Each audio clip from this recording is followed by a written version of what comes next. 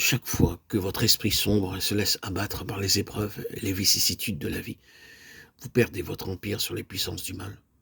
C'est-à-dire que vous êtes dominé par elles, au lieu de demeurer au-dessus d'elles, en Dieu.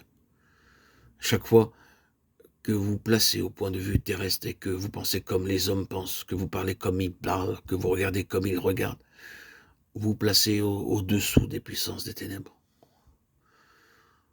Votre empire sur ces puissances dépend de la position que votre esprit prend vis-à-vis d'elles. Position qui est la demeure avec Christ en Dieu, et dans laquelle seul nous pouvons connaître les vues de Dieu, les pensées de Dieu, ses voies et ses plans. Vous pouvez être tellement pris par les choses terrestres que votre esprit ne peut pas s'élever au-dessus d'elles. Le diable sait cela, et il déverse les choses terrestres sur vous, pour vous tenir à leur niveau. Alors vous sombrez, et vous ne pouvez plus vous élever au-dessus d'elles, quand vient le combat.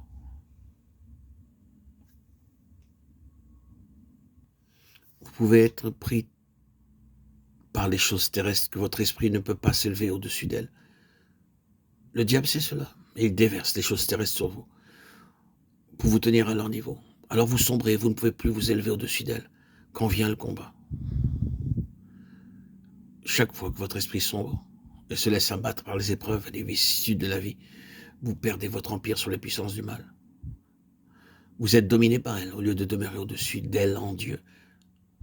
Chaque fois que vous vous placez au point de vue terrestre et que vous pensez comme les hommes pensent, que vous parlez comme ils parlent, que vous regardez comme ils regardent, vous vous placez au-dessous des puissances des ténèbres.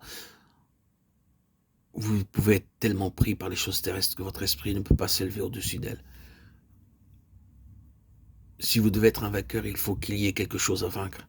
Et chaque fois que vous êtes victorieux sur un point, cela entraîne nécessairement une victoire plus importante dans la prochaine attaque. Aussi, si vous êtes victorieux aujourd'hui, vous aurez demain quelque chose de plus grand à vaincre.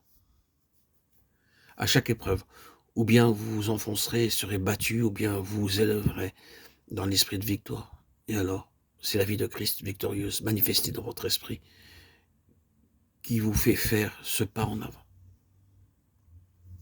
Vous ne pouvez pas vivre et respirer facilement dans la vie terrestre une fois que vous avez connu cette union céleste avec le Seigneur et expérimenté la puissance de l'Esprit. Vous ne pourrez plus jamais supporter la vie d'en bas. Vous en serez suffoqué. C'est la preuve de la force victorieuse de cette vie nouvelle que Dieu a mise en vous.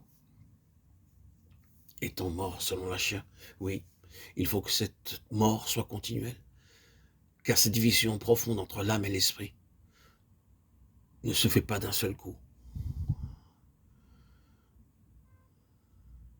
Ainsi, il nous faut crucifier la chair, faire mourir le corps charnel en marchant selon l'esprit.